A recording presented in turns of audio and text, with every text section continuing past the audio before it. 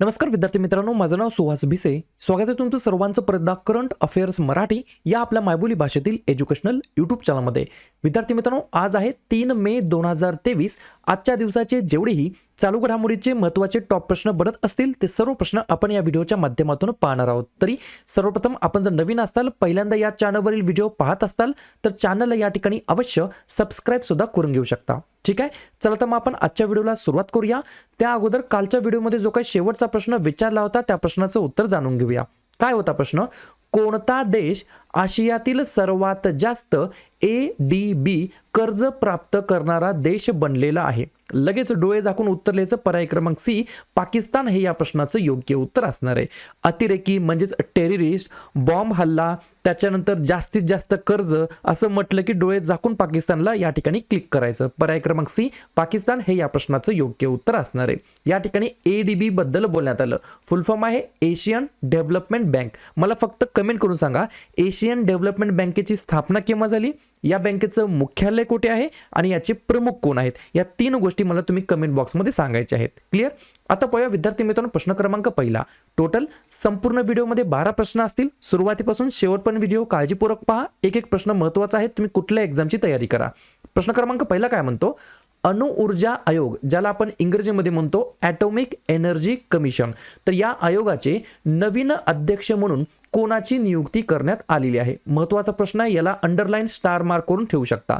प्रश्न क्रमांक पहिल्याचं योग्य उत्तर आहे पर्याय क्रमांक डी, AK मोहंती म्हणजेच अजित कुमार मोहंती हे या ठिकाणी विद्यार्थी मित्रांनो अणु ऊर्जा आयोगाचे नवीन अध्यक्ष या ठिकाणी झालेले आहेत.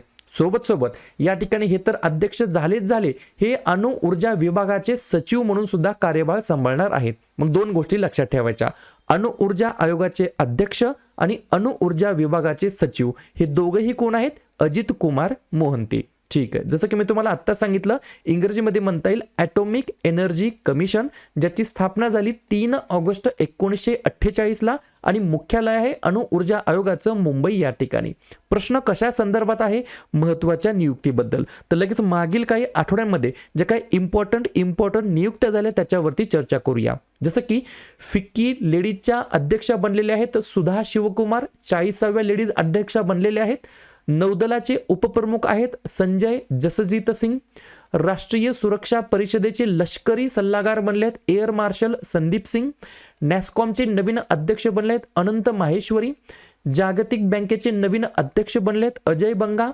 फिक्कीचे महासचिव बनले आहेत शैलेश पाठक. SSBच्या नवीन महासंचालकपदी नियुक्ती झाली आहे रश्मी शुक्ला यांची. फिफाचे अध्यक्ष आहेत जियानी इन्फॅन्टिनो. साहित्य अकादमीचे नवीन अध्यक्ष बनले आहेत माधव कौशिक. नीती आयोगाचे CEO बनलेत BVR सुब्रमण्यम. जागतिक बँकेचे कार्यकारी संचालक बनलेत परमेश्वरन अय्यर.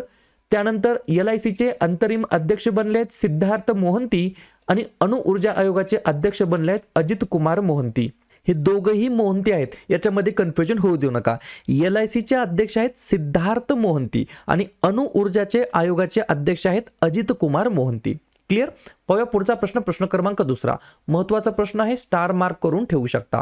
जागतिक पत्रकार स्वातंत्र्य दिवस कोणत्या दिवशी साजरा करण्यात येत असतो? तर आजच्याच दिवशी म्हणजे पर्याय क्रमांक सी 3 मेला दरवर्षी या ठिकाणी जागतिक पत्रकार स्वातंत्र्य दिवस म्हणून आपण साजरा करतो. मग तुम्हाला जर असं विचारलं 2023ची थीम काय आहे, तर लगेच लिहून घ्या. इंग्रजीमध्ये थीम आहे shaping a future of rights, freedom of expression as a driver for all other human rights. अशा प्रकारची थीम आहे 2023 साठी. ठीक आहे, कशाबद्दल बोलण्यात आलं? महत्त्वाच्या दिवसाबद्दल. तर लगेच काय करूया, जो काही मे महिना सुरू आहे या मे महिन्यातील जे काही महत्त्वाचे दिवस आहेत त्याच्यावरती आपण लगेच चर्चा करूया. जसं की 1 मेला 2-3 दिवस असतात. आंतरराष्ट्रीय कामगार दिवस आणि महाराष्ट्र आणि गुजरात राज्याचा राज्य दिवस, तसेच उज्ज्वला दिवस सुद्धा असतो 1 मेला. त्यानंतर 2 मेला असतो जागतिक दमा दिवस. प्रश्न फिरून विचारला जाऊ शकतो की दमा दिवस कधी असतो जागतिक? तर मे महिन्याच्या पहिल्या मंगळवारी असतो. मग 2023 मध्ये पहिला मंगळवार आहे 2 मेला. ठीक आहे, पुढचा आहे पॉइंट 3 मे. 3 मेला आहे जागतिक पत्रकार स्वातंत्र्य दिवस. 4 मेला असतो कोळसा खाण कामगार दिवस. 7 मेला असतो जागतिक ॲथलेटिक्स दिवस. 8 मेला असतो जागतिक रेड क्रॉस दिवस. 11 मे राष्ट्रीय तंत्रज्ञान दिवस. 12 मे आंतरराष्ट्रीय परिचारिका दिवस. 14 मे जागतिक स्थलांतरित दिवस. 15 मे कुटुंबाचा आंतरराष्ट्रीय दिवस, 16 मे बुद्ध जयंती किंवा बुद्ध पौर्णिमा, 17 मे जागतिक दूरसंचार दिवस आणि जागतिक उच्च रक्तदाब दिवस, 18 मे जागतिक एड्स लस दिवस आणि आंतरराष्ट्रीय संग्रहालय दिवस, 20 मे सशस्त्र सेना दिवस, मे महिन्याच्या 3ऱ्या शनिवारी असतो दरवर्षी, 21 मे दहशतवाद विरोधी दिवस, 22 मे जैविक विविधतेसाठी आंतरराष्ट्रीय दिवस आणि 31 मे तंबाखू विरोधी दिवस आणि पुण्यश्लोक अहिल्याबाई होळकर यांची जयंती सुद्धा असते. पाहूया पुढचा प्रश्न, प्रश्न क्रमांक 3. कालेसर राष्ट्रीय उद्यान खालीलपैकी कोणत्या राज्यामध्ये स्थित आहे? तर पर्याय क्रमांक बी, हरियाणा या राज्याच्या अंतर्गत या ठिकाणी विद्यार्थी मित्रांनो कालेसर राष्ट्रीय उद्यान स्थित आहे. पहा मी काय सांगतोय, हे जे काही राष्ट्रीय उद्यान आहे याच्यावरती प्रश्न काय विचारण्यात आला, तर पहा याच्यामध्ये या ठिकाणी एक महत्त्वाचा पॉइंट आहे. एकतर पहिली गोष्ट, हरियाणामध्ये कालेसर राष्ट्रीय उद्यानामध्ये या ठिकाणी वन्यजीव अधिकाऱ्यांना एक वाघ दिसला आहे. मग वाघ दिसला याच्यामध्ये आश्चर्याची गोष्ट काय आहे, तर दुसरा पॉइंट लिहून घ्या, तब्बल 110 वर्षानंतर या परिसरामध्ये वाघ दिसलेला आहे. त्याच्यामुळे वाघ आणि हा प्रश्न आणि हे राष्ट्रीय उद्यान महत्त्वाचं आहे परीक्षेच्या दृष्टिकोनातून. त्यानंतर तिसरा पॉइंट लिहून घ्या, 1913 मध्ये शेवटच्या वेळी वाघ पकडण्यात आला होता या राष्ट्रीय उद्यानामध्ये. हे हरियाणाच्या यमुनानगर जिल्ह्यामध्ये आहे. 8 डिसेंबर 2003 रोजी हे जे काही कालेसर राष्ट्रीय उद्यान आहे याला राष्ट्रीय उद्यान म्हणून या ठिकाणी घोषित करण्यात आलं होतं. हे जे काही राष्ट्रीय उद्यान आहे हे कोणकोणत्या राज्याला चिटकून आहे, तर हिमाचल प्रदेश, उत्तरांचल म्हणजेच उत्तराखंड आणि यूपी या 3 राज्यांना या ठिकाणी जोडून आहे. हे जे काही कालेसर नाव पडलं हे कशावरून पडलं, तर त्या ठिकाणी एक काळेसर महादेव मंदिर आहे त्याच्यावरून हे नाव पडलं. आणि सर्व गोष्टी कशा संदर्भात आहेत, वाघाबद्दल आहेत. तर लगेच मग या ठिकाणी एक्स्ट्रा पॉइंट लिहून घ्या, सध्या जी काही 5वी वाघांची गणना झाली त्याच्यामध्ये भारतातील टोटल वाघांची लोकसंख्या किती आहे, 3167, 3167 वाघ सध्या आपल्या भारतामध्ये राहत आहेत. पुढचा प्रश्न, प्रश्न क्रमांक 4. रिफ्लेक्शन, पहा या ठिकाणी फोटोच्या माध्यमातून तुम्हाला लक्षात येत असेल, रिफ्लेक्शन नावाचे एक पुस्तक आहे. हे पुस्तक कोणी लॉन्च केलं आहे? 4थ्या नंबरच्या प्रश्नाचं योग्य उत्तर आहे पर्याय क्रमांक ए, निर्मला सीतारामनजी यांच्या हस्ते या ठिकाणी रिफ्लेक्शन नावाचं एक पुस्तक आहे ते या ठिकाणी लॉन्च करण्यात आलं. कशा संदर्भात बोलण्यात आलं, महत्त्वाच्या पुस्तकाच्या संदर्भात बोलण्यात आलं. तर लगेच मागील काही आठवड्यामध्ये महिन्यांमध्ये जे काही पुस्तकं लॉन्च झाले त्यांचे लेखक कोण आहेत त्याच्यावरती चर्चा करूया. जसं की the book of Bihari literature हे पुस्तक लिहिलं आहे अभय के यांनी. त्यानंतर Bipin the man behind the uniform Rachna Rawat यांनी लिहिलं आहे. Crunch time Narendra Modi's national security crisis Shriram Chaulia यांनी लिहिलं आहे. On board my years in BCCI Ratnakar Shetty. Fearless governance Kiran Bedi. Azad Ghulam Nabi Azad. Gandhi सियासत और संप्रदाय Piyush Babele. Gilded cage years that made and unmade Kashmir Sandeep बामजाई.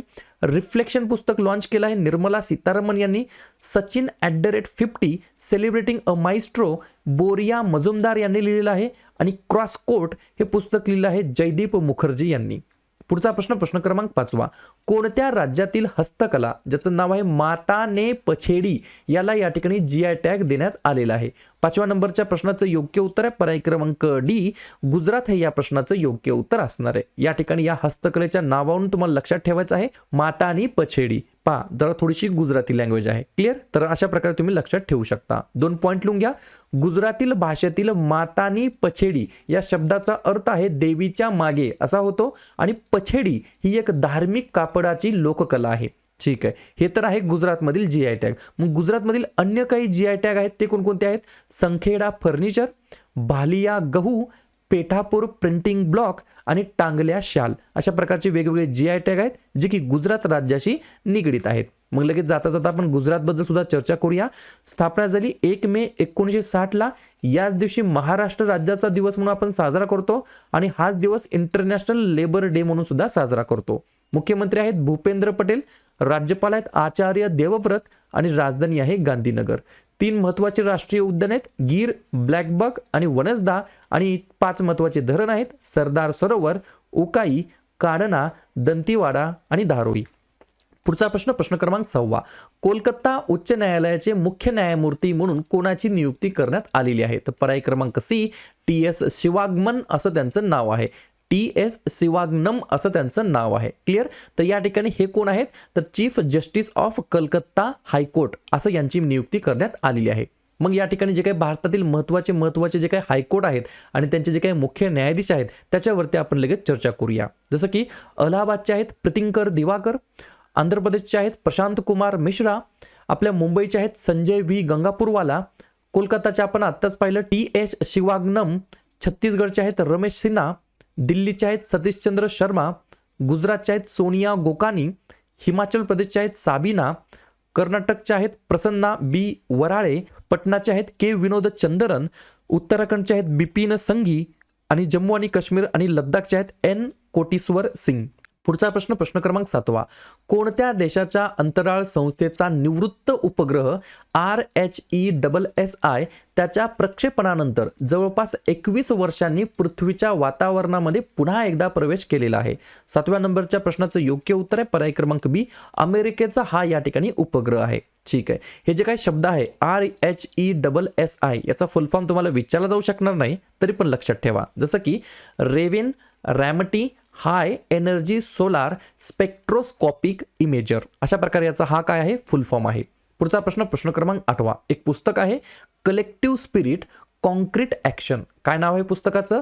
Collective spirit concrete action. या पुस्तकाचे लेखक कोण आहेत? तर 8व्या नंबरच्या प्रश्नाचं योग्य उत्तर आहे पर्याय क्रमांक ए, शशी शेखर वेंपटी असं त्यांचं नाव आहे. काय नाव आहे? शशी शेखर वेंपटी असं त्यांचं नाव आहे. पुढचा प्रश्न, प्रश्न क्रमांक 9. भारत आणि कोणत्या देशाने नेट झिरो इनोव्हेशन व्हर्च्युअल केंद्र तयार करण्याचे मान्य केलेले आहे? तर पर्याय क्रमांक D, UK, United kingdom, Britain हे या प्रश्नाचं योग्य उत्तर असणार आहे. तर भारत आणि ब्रिटन या दोन देशाने नेट झिरो इनोव्हेशन व्हर्च्युअल केंद्र स्थापित करण्याचे मान्य केलेले आहे. जाता जाता आपण युनायटेड किंगडम बद्दल सुद्धा चर्चा करूया. नवीन पंतप्रधान बनलेले आहेत ऋषी सुनक, राजधानी आहे लंडन आणि चलन वापरलं जातं पाऊंड स्टर्लिंग. पुढचा प्रश्न, प्रश्न क्रमांक 10. कोणत्या युटी म्हणजे काय? युनियन टेरिटरी, केंद्रशासित प्रदेशाने 2 दिवसीय सिंथम स्नो फेस्टिवल 2023 चे आयोजन केले होते? स्नो बर्फाचं हे महोत्सव आहे. लगेच क्लिक झालं पाहिजे. पर्याय क्रमांक सी, जम्मू काश्मीर हे या प्रश्नाचं योग्य उत्तर असणार आहे. दिल्लीमध्ये बर्फ पडत नाही, चंदीगडमध्ये बर्फ पडत नाही. क्लिअर? या ठिकाणी मग जम्मू काश्मीर या केंद्रशासित प्रदेशाने सिंथम स्नो फेस्टिवलचे आयोजन केले होते. जम्मू काश्मीर बद्दल सांगायचं म्हटलं तर याला केंद्रशासित प्रदेशाचा दर्जा भेटला 31 ऑक्टोबर 2019ला. उपराज्यपाल आहेत मनोज सिन्हा आणि राजधानी आहे श्रीनगर आणि जम्मू. 2 महत्त्वाचे राष्ट्रीय उद्यान आहेत सलीम अली आणि दचीगाम आणि 2 महत्त्वाचे धरण आहेत बगलिहार आणि उरी. पुढचा प्रश्न, प्रश्न क्रमांक 11. केव्हापासून भारत नागरी उड्डाण क्षेत्रामधील आंतरराष्ट्रीय हवामान कृतीमध्ये सामील होणार आहे? 11व्या नंबरच्या प्रश्नाचं योग्य उत्तर आहे पर्याय क्रमांक ए, 2027 पासून या ठिकाणी विद्यार्थी मित्रांनो भारत आंतरराष्ट्रीय नागरी विमान वाहतूक संघटनेमध्ये सामील होणार आहे. आणि या ठिकाणी एक पॉइंट लिहून घ्या, ज्योतिरादित्य सिंधिया यांच्या अध्यक्षतेखाली नागरी विमान वाहतूक मंत्रालयाद्वारे हे या ठिकाणी घोषणा करण्यात आलेली आहे. तर पर्याय क्रमांक ए 2027 हे या प्रश्नाचं योग्य उत्तर असणार आहे. अशा प्रकारे शेवटचा प्रश्न, प्रश्न क्रमांक 12. बिलबोर्डच्या Latin woman of the year या पुरस्काराने कोणाला सन्मानित केले जाईल? तर पर्याय क्रमांक ए, शकीरा हे या प्रश्नाचं योग्य उत्तर असणार आहे. तर शकीरा यांना या ठिकाणी विद्यार्थी मित्रांनो बिलबोर्डच्या Latin woman of the year या पुरस्काराने सन्मानित करण्यात येणार आहे. सर्व गोष्टी समजल्या? ठीक आहे. तर अशा प्रकारे विद्यार्थी मित्रांनो हे होते आजचे 12 प्रश्न.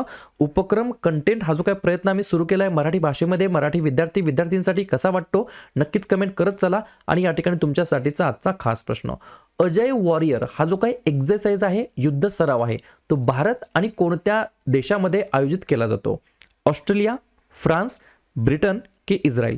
तर ज्या पण विद्यार्थ्यांना या प्रश्नाचं योग्य उत्तर येत असेल त्या प्रश्नाचं उत्तर तुम्ही कमेंट बॉक्समध्ये बिंदासपणे टाईप करून सांगा.